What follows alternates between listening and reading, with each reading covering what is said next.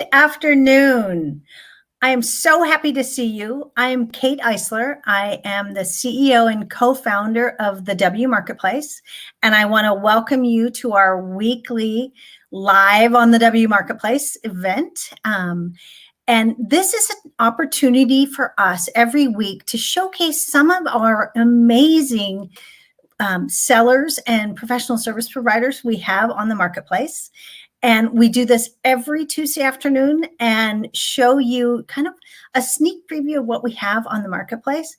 We are growing quickly and we are on a mission to create economic equality for women. So we are the economic engine for women. And so we're thrilled to be here. And I want to remind you that we're live on Facebook.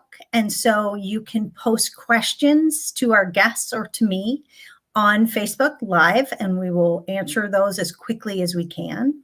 And with that, I want to talk to you today about our guests. So we are so fortunate to have sort of one of my icon role models, Gloria Feldt. So welcome, Gloria. Thank you. Thank you, Kate. You bet. I want to tell you a little bit because I am a little bit of a fangirl, I have to admit.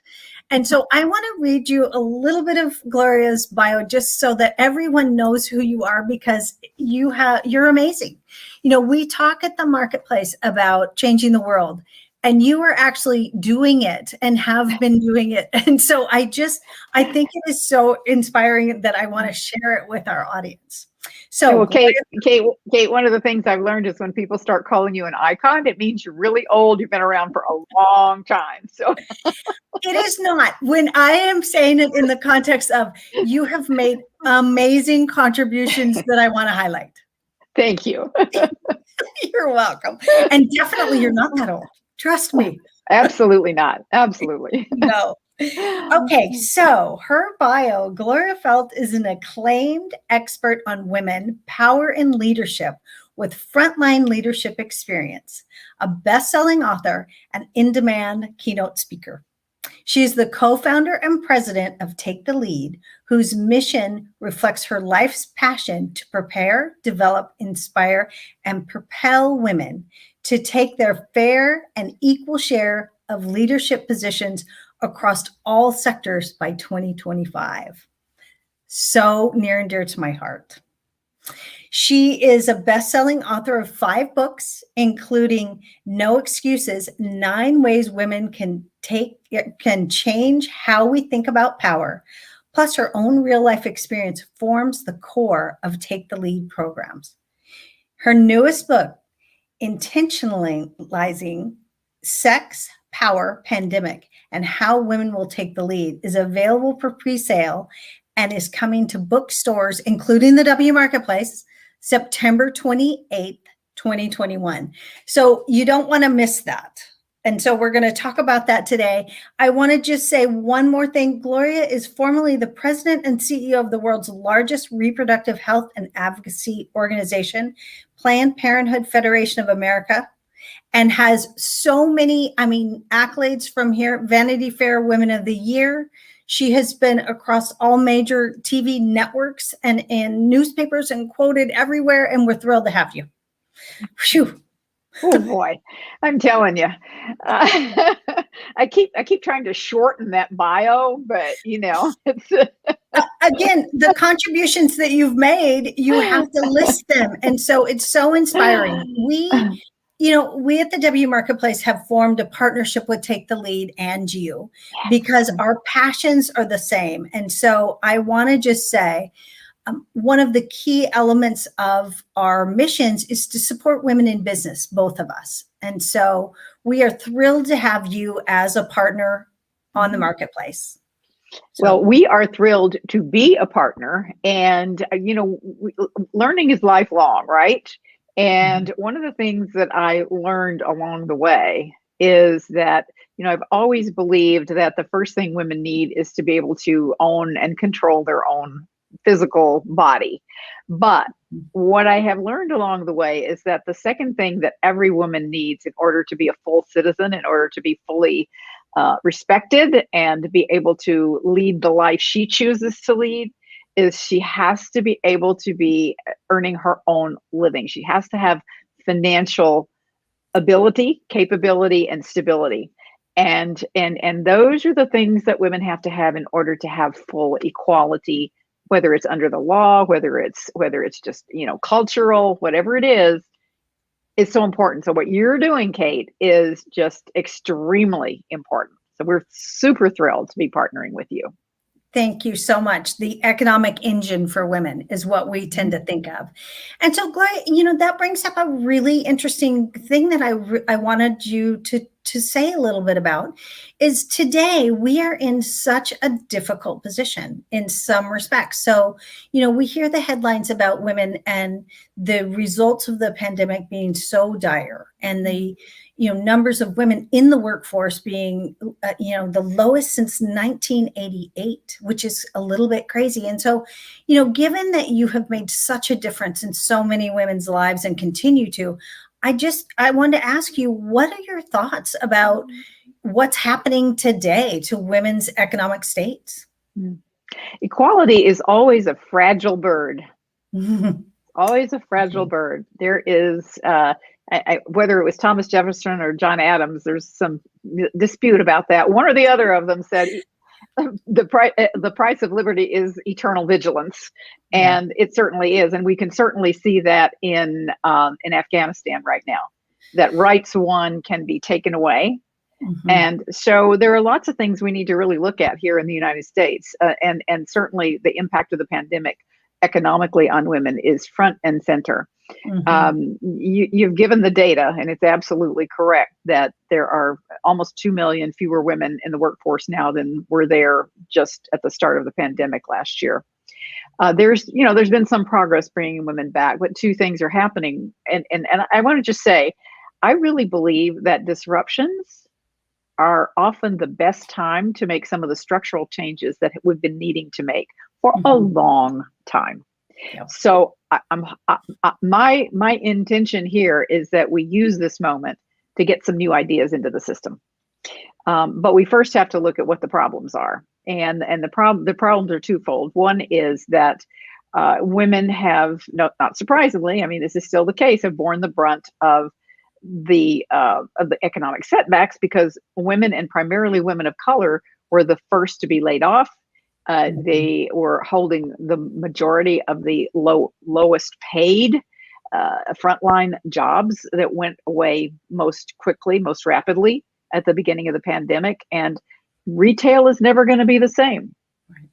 Healthcare is never going to be the same. And there are a lot of industries that are simply never going to be the same. They're not going to come back the way they were. And that's probably good, but it does disrupt many people's lives. So we have at Take the Lead, we've created a hashtag, and it's guiding everything we're doing. And the hashtag is put women at the center. In other words, put women at the center of the recovery. Because if we do that, here's what we can do and how we can make it work in our favor instead of against us. Number one, we can change the structural issues in companies that were designed by men for men who had women or people of color at home doing the work for them, kind of work for them for 250 years. And, maybe that was functional at the time. It's not functional anymore. Most families are two-wage earners or single parents, and that doesn't work. So people need more flexibility. And what the pandemic has shown us is that we can have more flexibility and still get the job done. And in fact, we can be more creative and get more work done in many instances.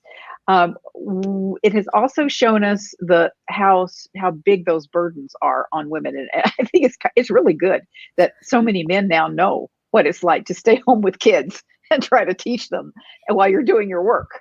I mean, many more men now get that. It's like, whoa, you see top executives being on Zoom in their laundry rooms while their kids are banging on the door. We have learned a lot. Everybody's learned a lot from this. So I say, look at the problem, but take it and let it help us get some new ideas into the system and make some change that's been needed sorely for a long time. I love that. And that goes right along with our mission, is encouraging that change and the redefinition of normal, which I think is really key. So we have built awareness. And so now let's step into that and redefine normal. And so, we believe that to do that, it's a collective, right? All of us will work together. So I love to hear that, because we are definitely not going away. Right. And the opportunities that you're giving to female entrepreneurs is a big part of that. Now, I want to see those women thinking really big, very big, great big.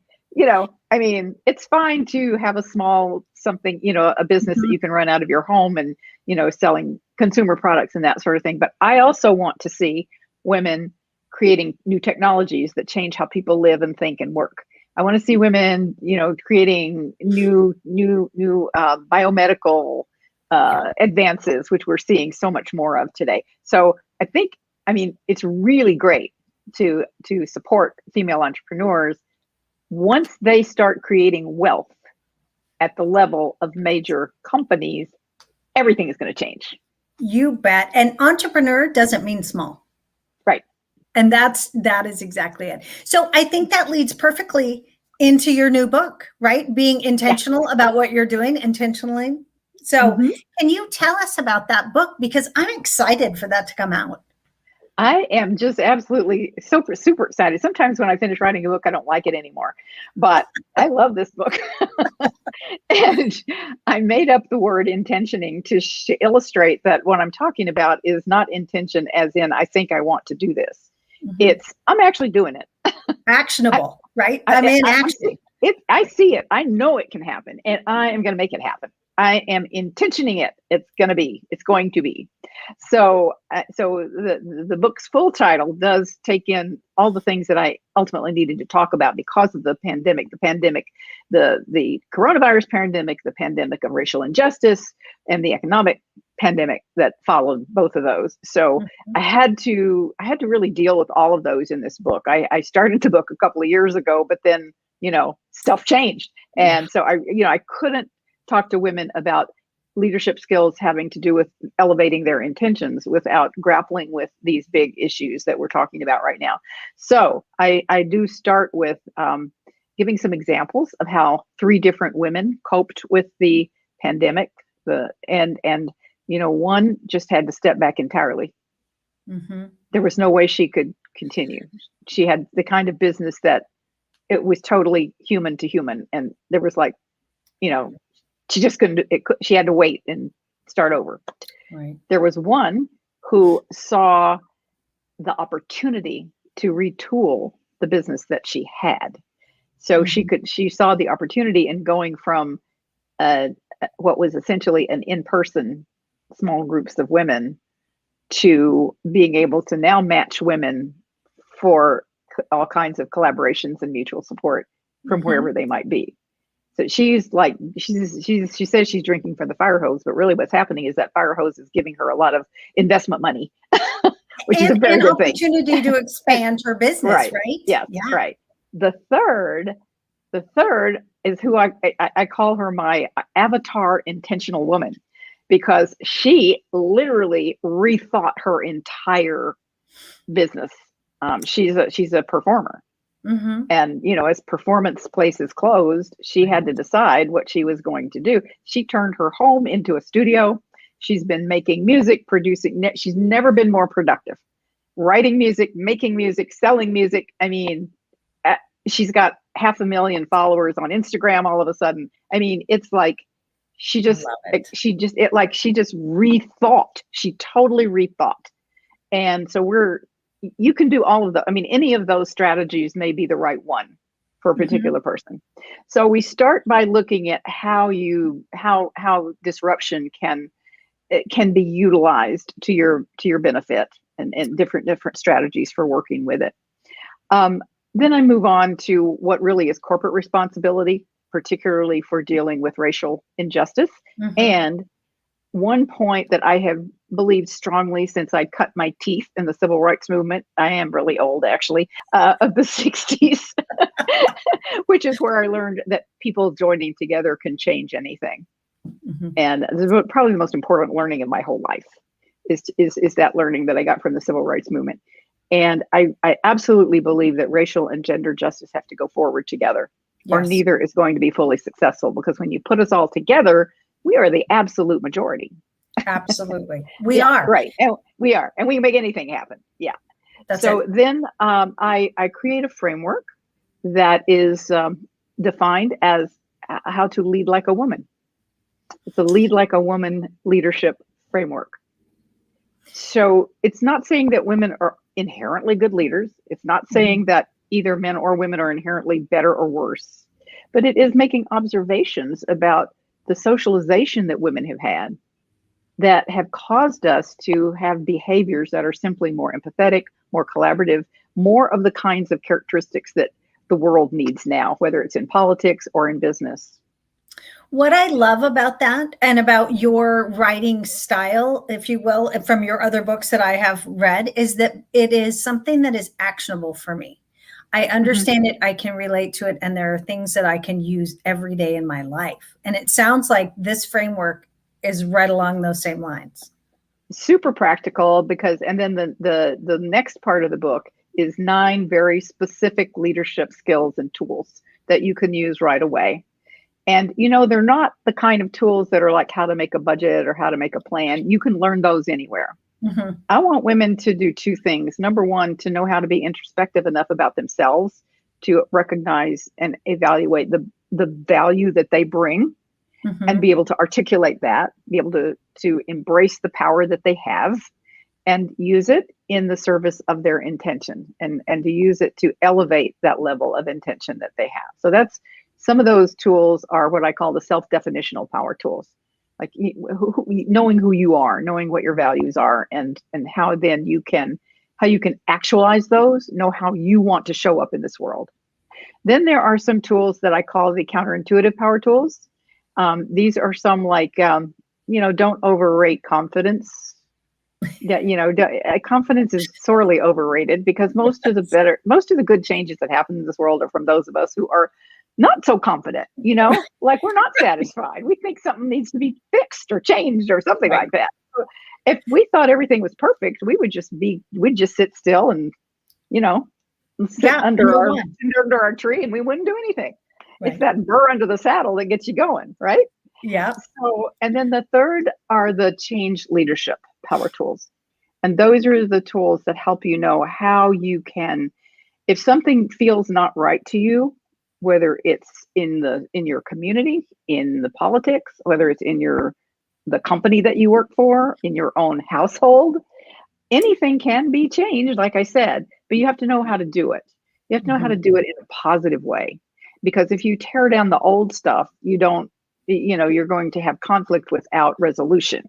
Right. So you need to know how to gather the people around you who can support you, and then how to make a plan, and how to actually make the kind of change that will be sustainable. And then I also have a chapter, because you know what people always ask? There's a question I bet people ask you this too. What about the men? Yes, they do always. What about the men? So I wrote a chapter called "What About the Men," and in which I give the men some tools they can use to actually be better advocates for women and better partners, better allies, whatever word you want to use for it. And I shout out quite a few of the men who are doing just exactly that.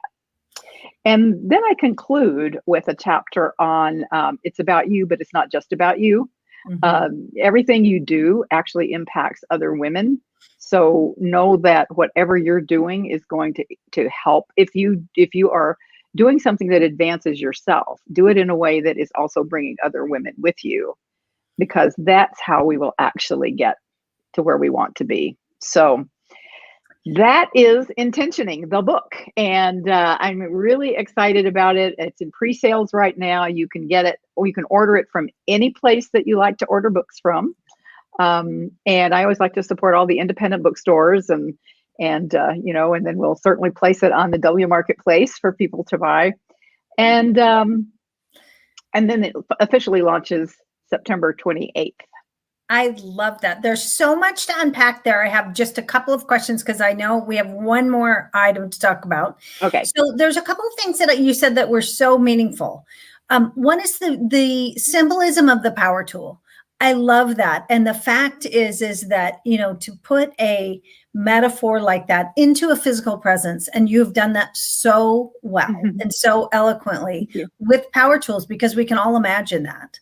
And I do want to say that we have some of your power tools that are available on the TheW Marketplace. Right.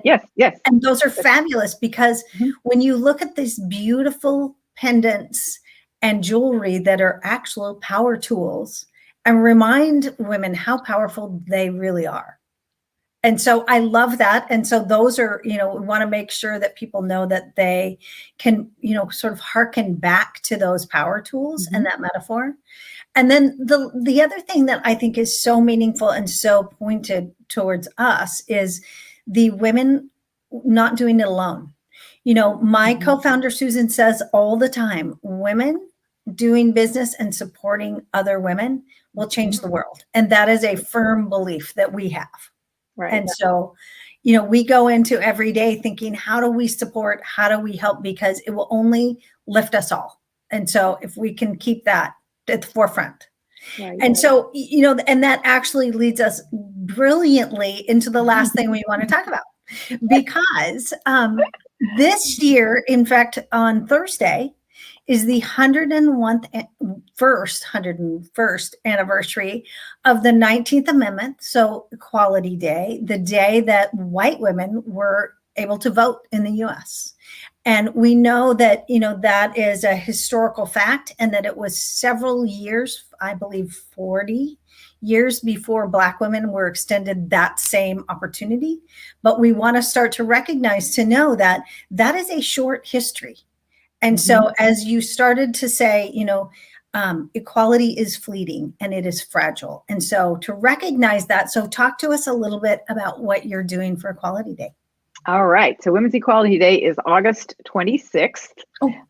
And so, so it's a week from this Thursday. So that's good. I have another week to sell tickets. Which is really the point of all this. I'm a week ahead of myself. Yeah, that's right. Women's Equality Day was actually designated by Congress in, I think, 1973 or something like that, because, that was the point where we thought, done, right? Yeah. And we weren't done. We weren't nearly done. And we certainly know that now. So it's both a celebration, but also a look at what are all the things that are yet to be done. For example, we don't have an Equal Rights Amendment in the United States Constitution yet. For example, we don't have equal pay guaranteed in the United States yet for equal work. So we have a lot of work left to do. And as you opened up this conversation with, the pandemic has made this even more urgent.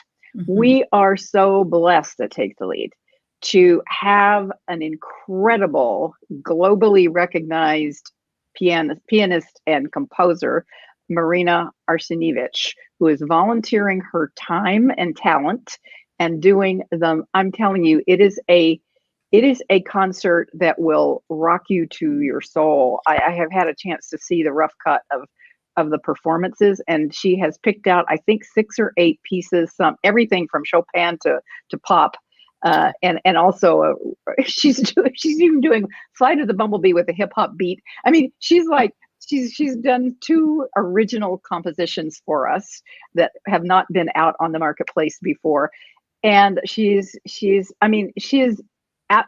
also drop dead gorgeous, I have to tell you. I mean, she's like, it's like you just want to look and watch her perform as well as listen to her perform. But she's also connected each one of these pieces with some aspect of women's equality. So there's a real storyline through the whole concert. And she's got the army band in one piece. She's got an incredible Irish tenor in another piece. She's got a fabulous violinist in another piece. So it's going to be an amazing, amazing show. And then we have some other surprises, like actor activist Rodessa Jones, who is an amazing human and is going to have some words for us as only she can, and so other surprises like that. The tickets are available on our website, TheWMarketplace.com. You can get to it from the homepage, or you can get to it from that plus equality day. I don't know. Anyway, I just always say go to TheWMarketplace.com and click, and you'll find it. And the tickets are anywhere from $25 to $10,000, or like $1 million would be okay too. That would be fine. For the proceeds, right? For the proceeds, yes, right. Absolutely. I will tell you, I had this idea, and I actually have got at least one person who's partaking of it so far. So I'm really excited about this. So, as you mentioned, I do a lot of public speaking and keynote speaking. And so what I'm offering is that if somebody will make a $10,000 contribution to Take the Lead, which is a nonprofit, so it's all tax deductible, then I will do the speech at any time they want, either virtually or in person, and I will donate the books. So they can have a book party on me. So there we go. Yeah. Exciting. But basic tickets start at $25, so they're affordable for anybody. And there comes a little prize comes with every ticket too. Perfect. And so I think that we are putting that link on Facebook, so where people can get those tickets and be able to see that. And I can't see if there's any audience questions, if we have them, just in case, because I just want to make sure that we have all of that information, because we covered a lot of ground in a really short time between us. We're very efficient. We are very women. Efficient. I just have to say, women, multitasker. Let's do it. And so, yes. I am so thrilled that you have been here and shared with us. Let me make sure that I see any questions that we have. I think we're good. So, Gloria, I just want to thank you again, first of all, for your partnership with the TheW Marketplace, for your contributions that you are making to women's equality, because we know, as we keep saying, women working with women is the key to all of this. And certainly for your friendship that you've extended to all of us. And so I want everyone to know, Take the Lead is an amazing organization. Gloria leading that amazing, and pre-order that book. That is so exciting. I'm very excited about it, because, we are, again, we're expecting some signed copies that we will send you our books to sign if you send them back. There you go. And you and I can do book events together too, because you have a recent book too. So, we can, speaking of collaboration, there's a lot of fun we can have together. That's it. COVID books are they're the difficult launches. So my book, Breaking Borders, is a memoir of my life, and hopefully also a little bit of an inspiration for how women can move forward and, make those decisions in their lives that they've always wanted to do.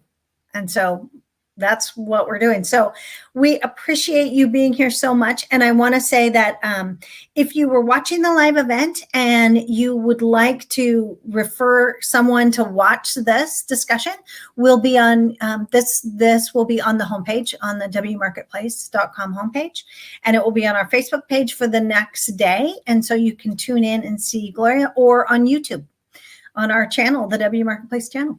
So thank you all. And Gloria, thank you so much. And we look forward to your book release and talking again soon. Such a pleasure. Thank you, Kate. Thank you. All right.